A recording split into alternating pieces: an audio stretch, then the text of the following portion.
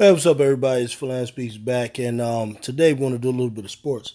One of the biggest debates right now in sports, in the NFL in particular, is about the two standout quarterbacks in the NFC East. That being the Philadelphia Eagles, Carson Wentz, and the Dallas Cowboys, Dak Prescott. Anyone who's familiar with football and the NFC East knows that these two teams are two of the biggest rivals you know, uh, in sports.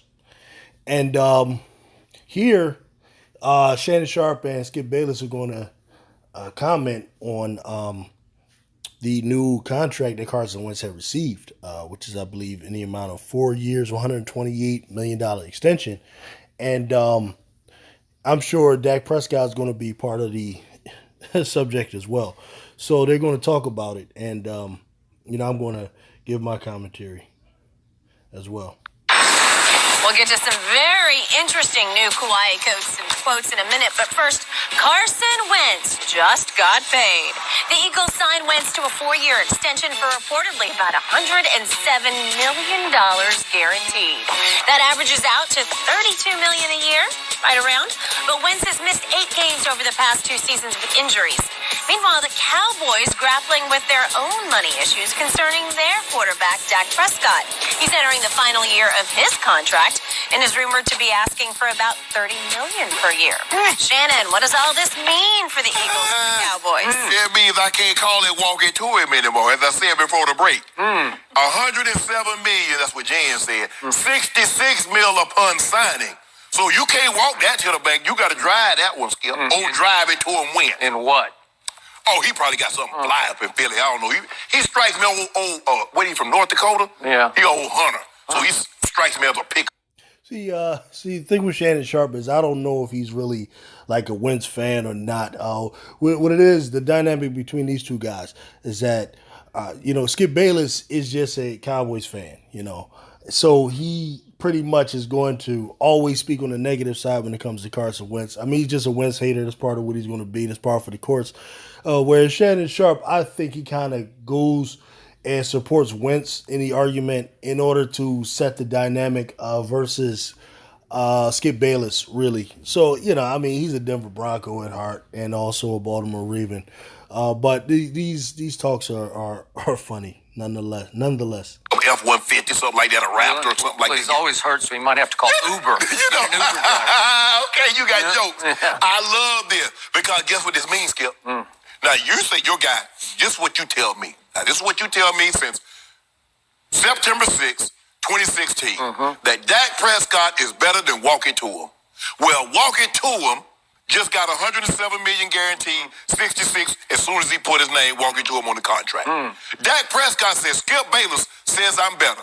Jerry and Stephen Jones says I am the future, and I'm good. I can be great. Well, hold up. Because it's like the women, I had a lady tell me, I told her I love her. She said, Shannon, if you love me, put a ring on it. Dak Prescott telling Stephen Jones, if you love me, put a check in the bank. And this has been the thing. Now, with Carson Wentz versus Dak Prescott, there's a few facts that have to be looked at. Carson Wentz was the number 2 overall pick in the 2016 draft. And Dak Prescott came out the same season, but he was picked in the 4th round, with the Dallas Cowboys going with the standout running back, Ezekiel Elliott, as their 1st round pick. So this is one of the things that's going to come into play when it comes to negotiating Dak Prescott. One can argue with regards to what both players have done, either side. Many argue, rightfully, that Dak Prescott has been the more reliable player. Typically, the argument will say that Wentz has the better, more raw skill. When we talk about the arm, accuracy, strength, the ability to read the defense, and those types of things that one looks at. And whereas Dak Prescott has, to his credit, 2 playoff appearances. He won the NFC East twice to Wentz winning it once. And that Dak, is more durable without a doubt. I don't think he's missed any games since he's come in as a starter for the Dallas Cowboys, taking over for Tony Romo. Now, however, Wentz's best year, which was 2017, where he played, I believe, 12 games and led the Philadelphia Eagles to an 11-1 or 11-2 record. So maybe he played 13 games that year. That was the single best year out of both players, without a doubt. Wentz was in the running for the league MVP. Now, Dak's best season was his rookie season, and there's a lot with that, which we'll get into. Why didn't you put a ring on it? That beside the point. I just said that. Stop trying to get in my business. You know we're asking all these I'm questions. trying to put it in the Wentz context. Because I wouldn't have put a ring on that one, man. They put a check on it. Yeah, okay. They put a check on it. Yeah. You keep talking about, Dak, he's Brady-esque. This is what we know. He is Brady. Thank you for saying that. You reminded me. I got to write. That's nonsense. There's nothing comparable between Tom Brady and Dak Prescott. This is where Skip loses me in this Cowboy, just fanboyness just comes to the front there, to full front. Put that down. It's good. Well, Skip, okay, you know what, Skip? I will give you this. Their rookie season, Dak outplayed him from top to bottom. Yeah. QBR, touchdown pass, all that led him to the division title. Well, that's misleading. When we look at their first seasons, you really have to look at the supporting cast there. Dak Prescott pretty much was playing quarterback for a team that was built to win at the moment. They had Tony Romo as the quarterback. It was really built for him. At the time, they had a good. They had a great running back, Ezekiel Elliott that they had there. They're arguably the best offensive line in the league at the time. And they also had, Jason Witten, who was a top, comparable tight end. He was towards the end of his career, but he was still a very good tight end. And they also had number 88. Goodness gracious, his name is escaping me right now. But their wide receiver, Des Bryant. And really, when you look at what Carson Wentz had, that year as a rookie, he had really no running game to speak of. The running back was, oh my goodness, that guy that couldn't stay healthy. I can't even. I can't even remember his name. Please forgive me for that. If one of you brothers can remember his name, you can tell me about that. But that lets you know right there. You had a good tight end in Zach Ertz, but who was still young at the time, and a receiving core that was nothing to speak of either. You had a young Nelson Aguilar who was not ready to start, and he also had Jordan Matthews, who was very butterfingers and a guy who just couldn't get separation. So a lot of that first year went to Dak simply because he had a better supporting cast around him. It gets a little bit more even when in the second year. He had a 79 QBR, because you love QBR. Jenny, I don't know if you noticed this, but Skip loves QBR. It measures 0 to 100, 50 being average, 100 being great. Dak was a 79. I think he finished fourth that year, didn't he, Skip? Had an outside chance. He finished second. Had a chance. By the way, QBR is a very misleading stat. And the reason I say that is because when you look at QBR, you'll have a guy like Dak Prescott sometimes have a better QBR than an Aaron Rodgers, for example, in a game where Aaron Rodgers actually wins, because it factors in a lot of things that were not traditionally factored in. And it's even situations where Brian Fitzpatrick, will have a better QBR at the end of the season, than Tom Brady and things like that. Finished first, but they mailed it in at Philadelphia because they had already clinched the division at 13-3, so they didn't. And walk it to him, finished 24th. But in 2017, that 79 went to 70. And in 2018, that 70 went to 59. Now, I don't know, because this is what Skip Bayless also tells me. He says, this is not about what you've done. We're projecting. What are you going to do? But I'm looking at this here, 79, 70, 59. That don't look like rising to me. Now, only if you play in golf would these numbers be good. You shoot a 79, 70, then 59. 59 is, that's the holy grail in the Skip Bayless. To break 60 in the golf. I think I knew that. But anyway, walk it to him.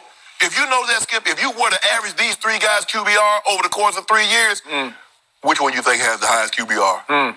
If you want to average their touchdown passes, which one you think has the most touchdown passes? No, wait a second. Are you saying just average QBR over their first 3 years? Is that what you just said? If you were to take their QBRs, last year's QBR, walking to him had a 65. That was 12th. Dak Prescott had a 59, which was 17th. Okay. Now, let's do the 3-year average of the QBRs. add them up. 69 for Dak, 64 for bounce it to him. No. Bounce it to him wins, because he usually bounces it to him. Let it go, Skip. Okay. Let it go. It's ridiculous with Skip Bayless to try to imply that, Carson Wentz is somehow an inaccurate thrower. Like, nobody says that, especially if you're comparing them to, Dak Prescott. It's ridiculous. Over the last 2 years, and I know you don't like this, but the passer rating on third down, did you know only Patrick Mahomes boy has a higher QBR? Only my Mahomes boy got a higher QBR passer rating on third down. Yep. That Patrick Mahomes, I wanted to say, man, he by far, well, according to last year anyway, is probably the best of the young quarterbacks in the league. I would go with Patrick Mahomes first, and then probably Andrew Luck. Then after that, I would say Carson, and then Dak Prescott. Though there's still a lot to prove with regards to Prescott and Wentz.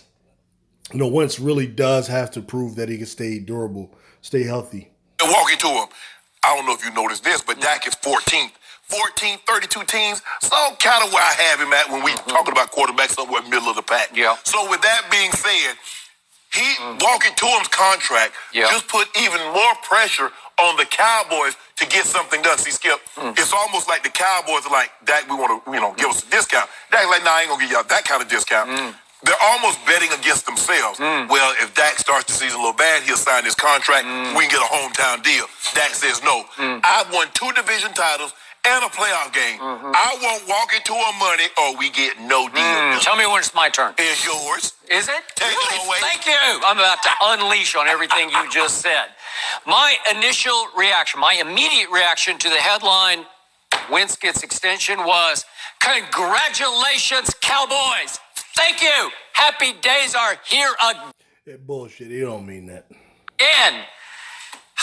The Eagles just terribly overpaid No, they didn't. for a quarterback who is not and will never be better than Dak Prescott. And now the Eagles are stuck with bounce it to him Wentz for 6 years. And I am so happy about that, because I remind you, Dak Prescott beat him twice last year. Not just once, but he beat him twice. Beat you twice the year before. Yeah, because my team was crippled, right? Well, his team was crippled. I can't believe he's even trying to go there with that. 2 years prior, the Dallas Cowboys pretty much had injuries to the middle linebacker, Sean Lee, who just could never stay healthy, but they had an intact secondary. Okay, and they actually had a team that won 9 games, okay, the year he's talking about.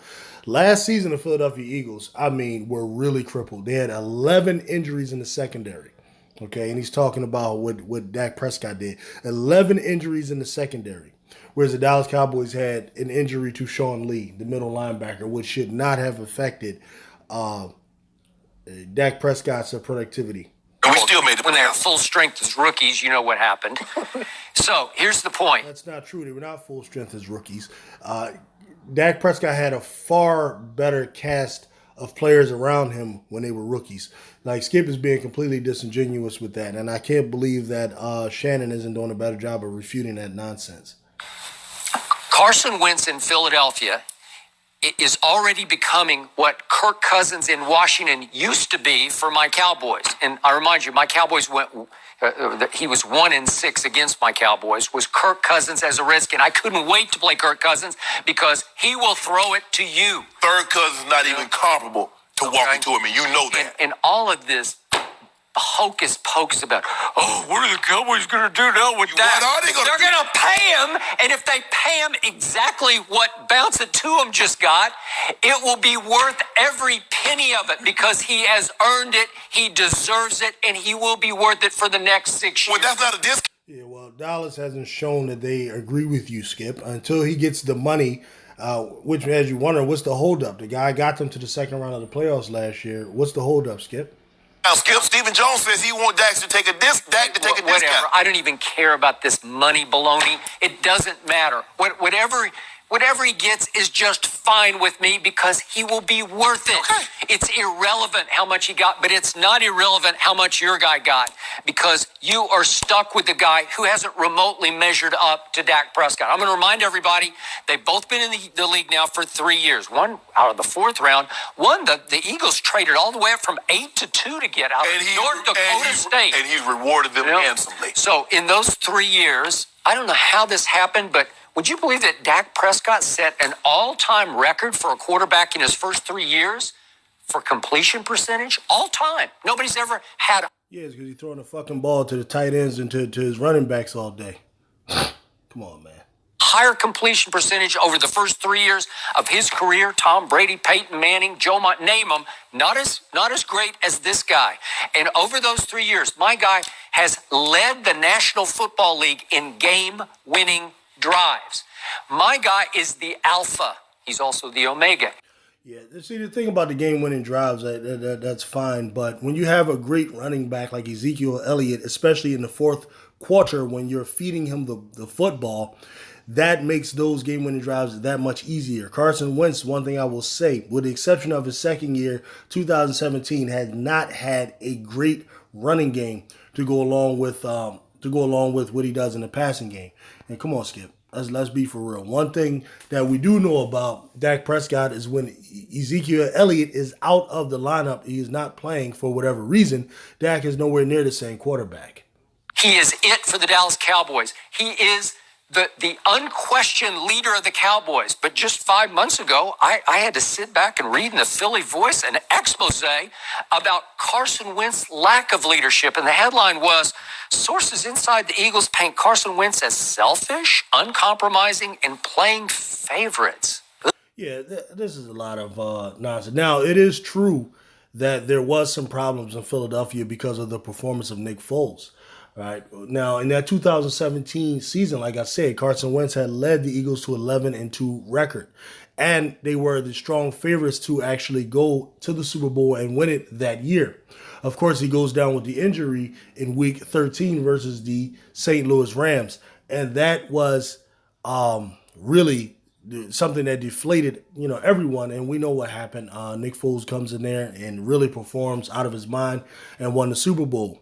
So what happens last year was that Carson Wentz did not start until Week 3, I believe, against the Indianapolis Colts. And many of the doctors would tell you that he was probably rushed back way too soon to come from an ACL and an MCL sprain, or not sprain, but broken, that had taken place in Week 13.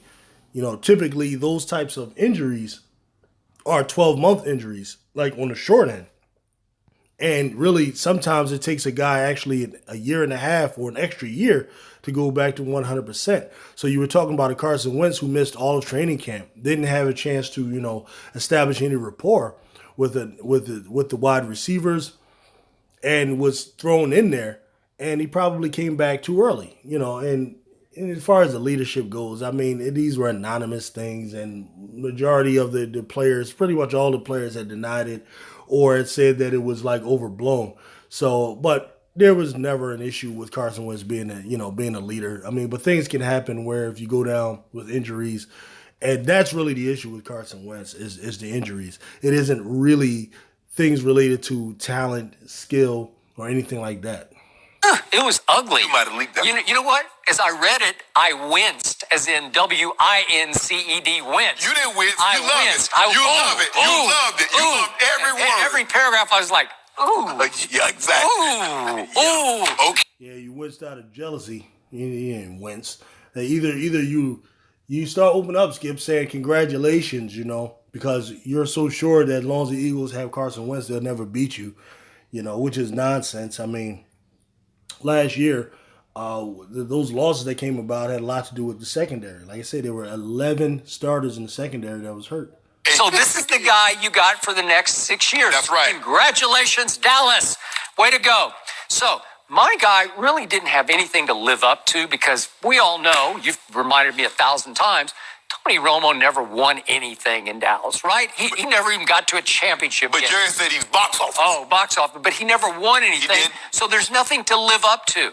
Your guy, on the other hand, he's got to live up to Super Bowl MVP Nick Foles, who's no longer there. So there's not even a safety net of Nick. Well, that's somewhat true, but a little misleading. It really isn't true because Carson Wentz played a part in that season. In the season where Nick Foles won the Super Bowl, Carson Wentz had won 11 games that year. So it isn't really living up to Nick Foles. Now, what Carson has to do is just finish the job. This year, the Eagles have a team where you have Alshon Jeffrey and you added Deshaun Jackson as your outside receiver. We have 2 tight ends with Dallas Goedert to go along with Zach Ertz. We have a refurbished offensive line. Lane Johnson is locked in. We have a first-round draft pick at the left tackle. And he's going to be backing up Jason Peters, who's going to be coming back probably for his last year. We also picked up Jordan Howard, the running back.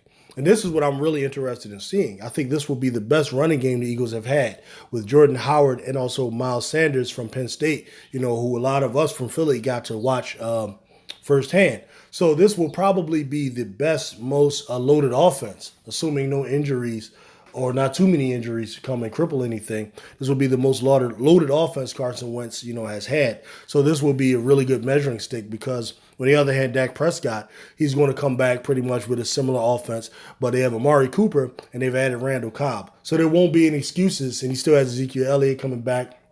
Now at the tight end, I don't know what they're going to do, if they're going to start Jason Witten or if they're going to go with the guy Rico Gathers or do a little combination of both. Now, see, the difference is, and this is going to be the same issue with a lot of the Cowboy fans, is Dallas's offense is not going to be that great.